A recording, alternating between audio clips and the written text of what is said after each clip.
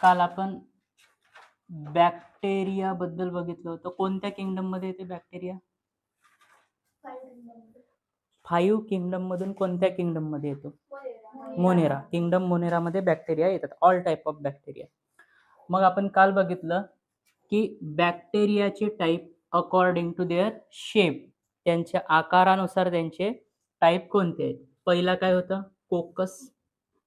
काय होतं? कोकस. दुसरा काय होता? सॉरी, पहिला होता सर्क्युलर. Okay, circular कोकस. ज्या बॅक्टेरियाच्या नावामध्ये कोकस आला तो सर्क्युलर आकाराचा बॅक्टेरिया. दुसरा रॉड शेप. काय येत होतं याच्या नाव? रॉड शेपचा जो बॅक्टेरिया आहे त्याच्या नावामध्ये काय येत होतं? बोला. बॅसिलस, बॅसिली किंवा बॅसिलस. ठीक आहे. तिसरा बॅक्टेरियाचा प्रकार कोणत्या आकाराचा होता? स्पिरिलम म्हणजे सर्पिल आकार. स्पिरिलम म्हणजे सर्पिल आकार. याच्यामध्ये स्पिरुलिना सांगितलं तुम्हाला. स्पिरुलिना. त्याच्यानंतर स्पिरुलिनाच्या नंतर एक कॉमा शेपचा बॅक्टेरिया होता. Comma shape. ठीक आहे. कॉमा शेपच्या बॅक्टेरियामध्ये काय नाव येत होतं? विब्रो. ज्या बॅक्टेरियाच्या नावामध्ये विब्रो येतो तो कॉमा शेपचा बॅक्टेरिया असतो. ज्या बॅक्टेरियाच्या नावामध्ये स्पिरिलियम किंवा स्पिरुलिना या प्रकारचा तुम्हाला काहीतरी प्रोनाउन्सिएशन दिसेल तो सर्पिल आकार असतो. ठीक आहे, या प्रकारचा.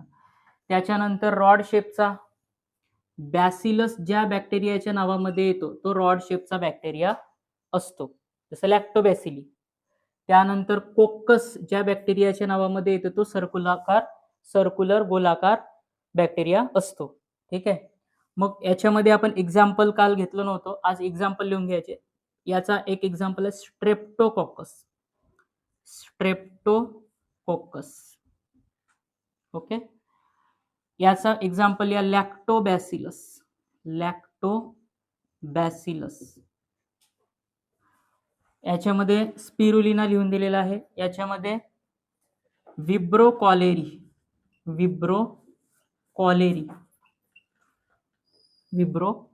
कॉलेरी हे आहेत बॅक्टेरियाचे टाईप. स्ट्रेप्टोकॉकस सर्क्युलर असेल, लॅक्टोबॅसिलस रॉड शेपचा असेल, त्याच्यानंतर स्पिरुलिना स्पिरिलियम म्हणजे सर्पिल आकार असेल, आणि विब्रो कॉलेरी कोणत्या आकाराचा असेल? कॉमा शेपचा असेल. ओके. त्यानंतर आता काही बॅक्टेरिया युजफुल असतात, काही हार्मफुल पण असतात. हार्मफुल बॅक्टेरिया ज्यांच्यामुळे आपल्याला काही डिसीज होतात. युजफुल बॅक्टेरिया म्हणजे जे आपल्याला गरजेचे असतात ते बॅक्टेरिया. जसं दह्यामध्ये लॅक्टोबॅसिली असते तर तो आपल्यासाठी युजफुल बॅक्टेरिया आहे.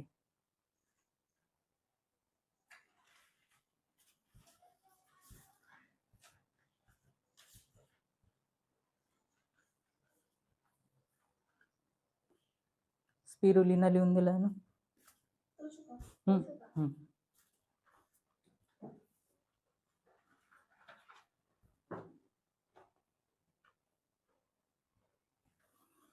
बॅक्टेरियाचा size of bacteria. Size of bacteria.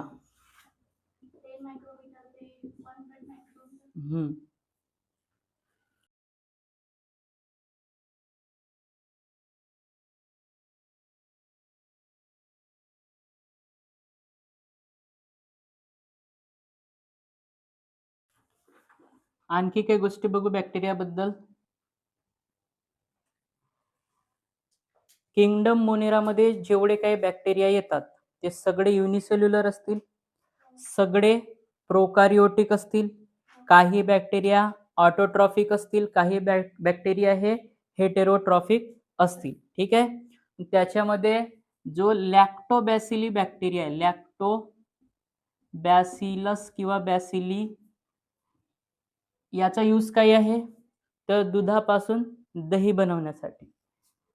Curd from milk. दुधापासून दही बनवण्यासाठी कोणता बॅक्टेरिया उपयोगी पडतो? लॅक्टोबॅसिलस. लॅक्टोबॅसिलस हा कुठं असतो? दह्यामध्ये असतो. ठीक आहे, आणि तो आपल्यासाठी युजफुल बॅक्टेरिया म्हणून आपण दही खाऊ शकतो. ठीक आहे, हे एक गोष्ट लक्षात ठेवायची. त्याच्यानंतर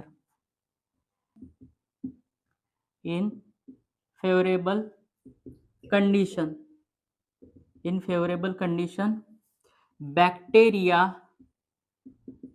in favourable condition bacteria grow vigorously, vigorously.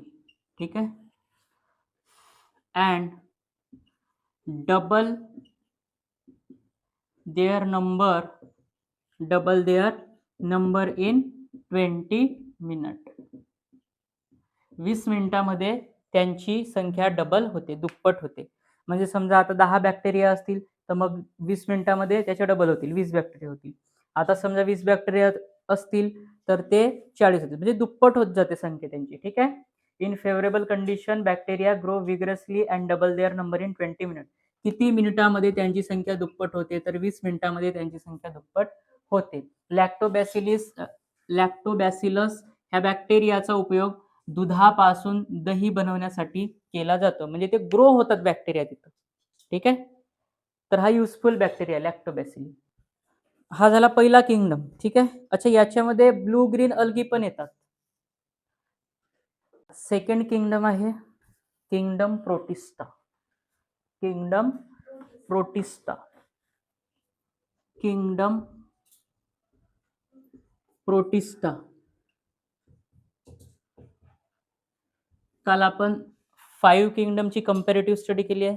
ठीक आहे, त्या कंपॅरेटिव्ह स्टडीमध्ये आपण प्रोटिस्टा बद्दल लिहिलेलं आहे. प्रोटिस्टाचा सेल स्ट्रक्चर कसा आहे? प्रोकॅरियोटिक आहे की युकॅरियोटिक आहे? युकॅरियोटिक आहे. काय आहे? युकॅरियोटिक आहे. ओके, प्रोटिस्टा युनिसेल्युलर आहे की मल्टीसेल्युलर आहे?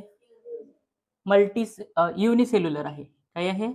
युनिसेल्युलर आहे, म्हणजे एकपेशीय आहे. प्रोटिस्टा युकॅरियोटिक दृश्य केंद्रकी, प्रोटिस्टा युनिसेल्युलर म्हणजे एकपेशीय सजीव आहे. ठीक आहे, यामध्ये आता एक्झाम्पल लिहायचे. यामध्ये एक्झाम्पल लिहायचे अमिबा. अच्छा, हे जे प्रोटिस्टा आहेत हेटेरोट्रॉफिक आहेत की ऑटोट्रॉफिक आहेत? प्रोटिस्टा हेटेरोट्रॉफिक आहेत की ऑटोट्रॉफिक आहेत? दोन्ही आहे. ठीक आहे, ऑटोट्रॉफिक पण आहेत, ऑटोट्रॉफिक, अँड त्यांना पॅरासिटिक पण म्हणतात. पॅरासिटिक, पॅरासाइटिक म्हणजे परजीवी. पॅरासिटिक म्हणजे काय? परजीवी. ऑटोट्रॉफिक म्हणजे काय? स्वयंपोषी.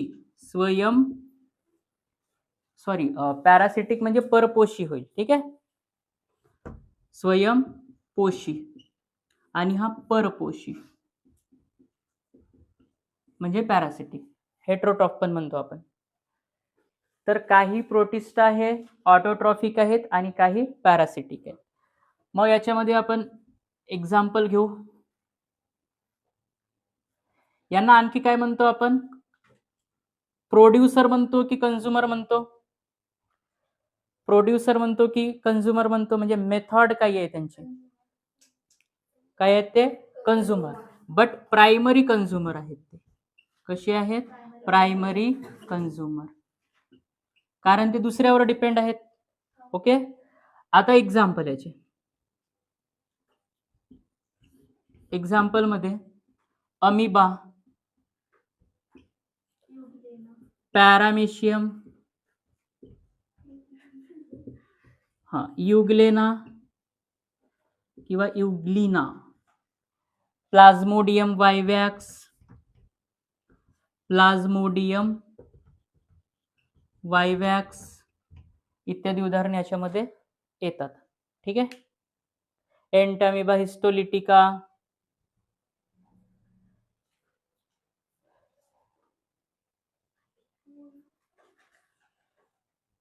हे झाले एक्झाम्पल किंगडम प्रोटिस्टाचे.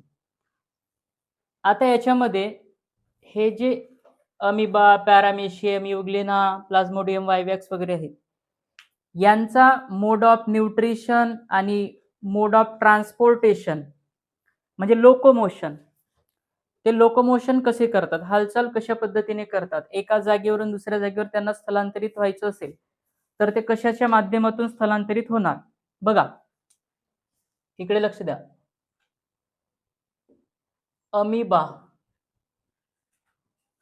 जसं आपल्याला एका ठिकाणावरून दुसऱ्या ठिकाणी जायचं आहे, आपण कशाद्वारे जाऊ? चालत चालत जाऊ.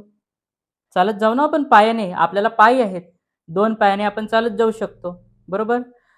प्राण्यांना 4 पाय असतात, ते चालत जाऊ शकतात. परंतु हे मायक्रो ऑर्गॅनिझम्स आहेत, अमिबा, पॅरामेशियम, युग्लिना. यांना जर एका ठिकाणावरून दुसऱ्या ठिकाणी स्थलांतरित व्हायचं असेल तर अमिबाकडे असतात सुडोपोडिया. काय असतात? सुडोपोडिया. सुडोपोडिया. सुडोपोडिया, त्याला छद्मपाद म्हणतात. काय म्हणतात? छद्मपाद. म्हणजे आपण असं म्हणू की इमॅजिनरी त्याला ते अवयव असतात अमिबाला. सुडोपोडिया. त्याच्यानंतर आहे पॅरामेशियम. पॅरामेशियम. पॅरामेशियमला काय असतात? सिलिया. काय असतात? सिलिया असतात. पॅरामेशियमला काय असतात? सिलिया. त्याच्यानंतर थर्ड वन युग्लेना. युग्लेनाला काय असतात? फ्लॅजेला. फ्लॅजेला. तुम्हाला चाबूक माहित आहे का? फ्लॅजेला. चाबूक माहित आहे? चाबूक. चाबूक नाही माहिती? चाबूक माहित आहे ना. तर चाबकासारखा असते फ्लॅजेला. कसा असते हा? चाबकासारखा. त्याच्यानंतर सिलिया म्हणजे काय होते? पॅरामेशियम असतो, ठीक आहे. या प्रकारे पॅरामेशियम असतो आणि या पॅरामेशियमवर छोटे छोटे हेअर सारखे असे असतात, त्याला आपण म्हणतो सिलिया. याला काय म्हणतात? सिलिया म्हणतात. पॅरामेशियमवर जे हेअर सारखे असतात त्याला काय म्हणतात? सिलिया. त्याच्यानंतर फ्लॅजेला म्हणजे काय? युग्लेनाला, जसं हा युग्लेना आहे समजा, याला असा शेपटी सारखा आकार असते, चापकासारखा भाग असते हा मागे, याला काय म्हणतात? फ्लॅजेला म्हणतात. याला काय म्हणतात? फ्लॅजेला. तर बघा तुमच्या बुक मध्ये दिलेला आहे ना मागे. विप लाईक अ फ्लॅजेला असतो आणि हेअर लाईक अ सिलिया असतात. आणि अमिबाला काय असतो? सुडोपोडिया. अमिबाला काय असतो? सुडोपोडिया. ओके, हे लक्षात ठेवायचं. पेपरमध्ये विचारू शकतात कोणत्या प्रोटिस्टाला किंवा प्रोटोझोआला कोणत्या प्रकारचा लोकोमोटरी ऑर्गन असतो. तर युग्लेनाला फ्लॅजेला असतो, पॅरामेशियमला सिलिया असतो आणि अमिबाला काय असतो? सुडोपोडिया. अमिबाचा शेप इरेग्युलर असतो, आपण कशाही पद्धतीने त्याला ड्रॉ करू शकतो, ठीक आहे. अमिबाचा असा इरेग्युलर शेप असतो.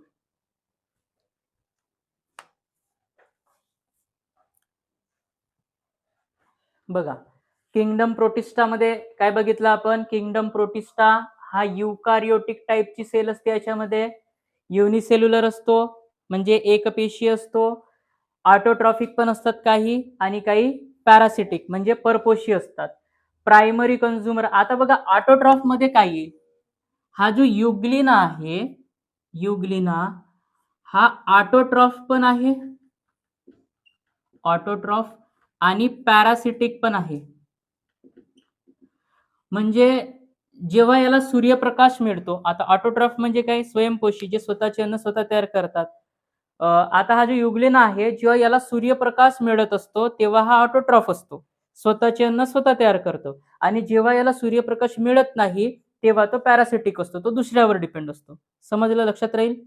युग्लिना is a autotrophic as well as parasitic protozoa. Okay. त्याच्यानंतर आता आपण याच्यामध्ये हे आहेत प्रायमरी कंझ्युमर. आता त्यानंतर बघू आपण यांच्यामुळे जे हार्मफुल जे प्रोटोझोआ असतात त्यांच्यामुळे काही डिसीज पण होतात. झाला. आता त्याच्यानंतर याच्यामध्ये बघा, याच्यामध्ये आता फायलम असतो बघा, किंगडम नंतर काय येतो, फायलम येतो. तर या प्रोटिस्टाचा फायलम म्हणजे संघ काय आहे, प्रोटोझोआ. याचा संघ काय आहे, प्रोटोझोआ. प्रोटोझोआ मध्ये ॲक्वॅटिक पण असतात, पुन्हा तेच कॅरेक्टरिस्टिक्स येतील. युकॅरियोटिक, युनिसेल्युलर, ओके, युकॅरियोटिक पण असतील, युनिसेल्युलर पण असतील. आता एक्झाम्पल मध्ये ॲक्वॅटिक पण असतात त्याच्यामध्ये. प्रोटोझोआ कसे असतात, ॲक्वॅटिक. ॲक्वॅटिक म्हणजे काय, पाण्यात राहणारे. ॲक्वॅटिक म्हणजे काय, पाण्यात राहणारे, ठीक आहे. आणि काही जमिनीवर राहणारे पण असतील, मातीमध्ये वगैरे, ठीक आहे. आता याच्यामध्ये जे एक्झाम्पल आहेत ज्यामुळे आपल्याला काही डिसीज पण होऊ शकतात, ठीक आहे. तर जसं अमिबा आहे, अमिबा आपल्याला गढूळ पाण्यामध्ये मिळतो. कुठे मिळतो, गढूळ पाण्यामध्ये. अमिबा एक झाला. त्याच्यानंतर काय आहे, एक Entamoeba histolytica. Entamoeba histolytica, Entamoeba histolytica. यामुळे एक डिसीज होतो अमिबियासिस. याच्यामुळे कोणता डिसीज होतो, अमिबियासिस. अमांश म्हणतात त्याला, अमांश. अमिबियासिस, SIS लिहिलाय तिथं, ठीक आहे. ओके, इकडे लिहितो. याच्यामुळे काय होते, अमिबियासिस हा डिसीज होतो, ठीक आहे. एक प्रोटोझोआ आहे प्लाझ्मोडियम वायवॅक्स. प्लाझ्मोडियम वायवॅक्स मुळे आपल्याला मलेरिया होतो. काय होतो, मलेरिया होतो.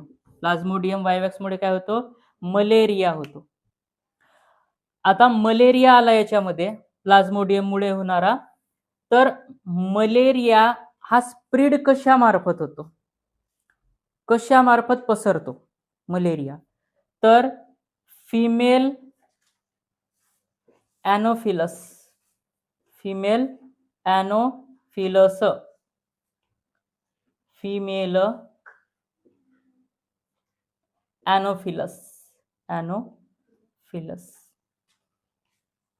मॉस्किटो. फिमेल ॲनोफिलस मॉस्किटो म्हणजे फिमेल मॉस्किटो आहे ॲनोफिलस नावाचा.